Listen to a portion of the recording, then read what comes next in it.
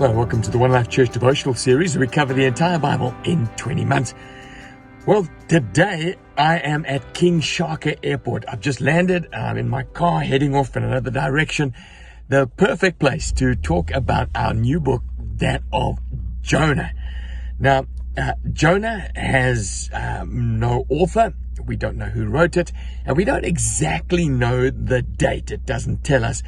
But there is another occasion in the Bible where Jonah appears, and this is in the Old Testament during the reign of King Jeroboam II. Jonah is supposed to have, by the same name and the same father, is supposed to have prophesied. Now, he prophesied in favor of Jeroboam. Now, remember, Jeroboam II was one of the worst kings Israel's ever had. He told him that God was going to give him land up there in the northern border. But we know that Amos came, contradicted that prophecy, reversed the prophecy, in fact, and, claimed that the exact opposite was going to happen. So, firstly, when we read these things, we understand that, Jonah, we see him quite cynically, quite skeptically, actually. But that would put him around about 8 BC, 8th century BC. And this book of Jonah is also unique in that it's the one minor prophet where we don't really concentrate on what Jonah said, but the storyline of what happened to Jonah. So it's fascinating and is probably one of the most well-known stories in the whole Bible.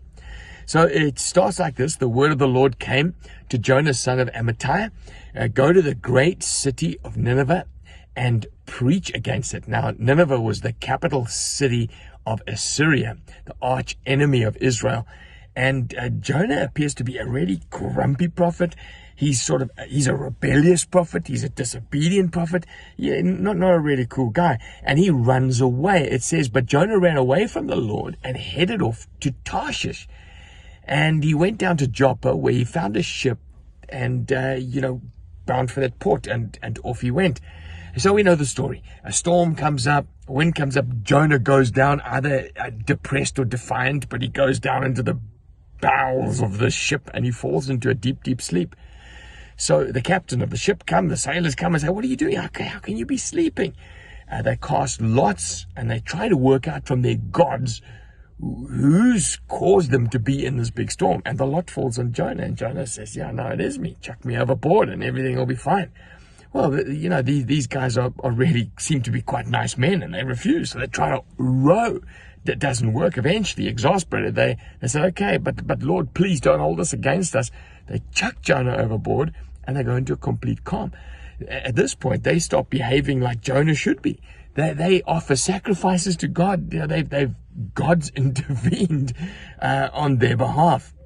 Anyway, that's chapter 1. And Jonah winds up, sinking down into the depths of the sea. And then a giant fish comes, swallows him up. And that's the end of chapter 1.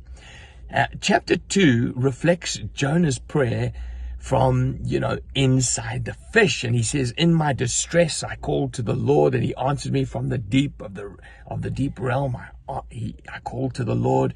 And, he basically says, those who cling to worthless idols turn away from God's love, but God has rescued me. And then the Lord commanded the fish, and the fish vomits him up on the shore. Now, what's striking about this book is that everyone seems to do the exact opposite to what you expect. The prophet, who's supposed to be a good dude, runs away from God. He's supposed to obey God, but he disobeys God. In a storm, you're supposed to be fighting for your life. He goes to sleep. The sailors, who told this is how you're going to rescue yourselves, chuck Jonah overboard, behave better than Jonah ever behaved. Now, we're going to get to this tomorrow, but Jesus referenced Jonah. Some of you might be wondering, why is this in the Bible? Well, there's some grand themes, and Jesus in Luke 11 and Matthew's account references that Jonah was a sign. The sign of him being, in a giant fish for 3 days. What is it a sign of? Think about these things. We'll catch up with you tomorrow.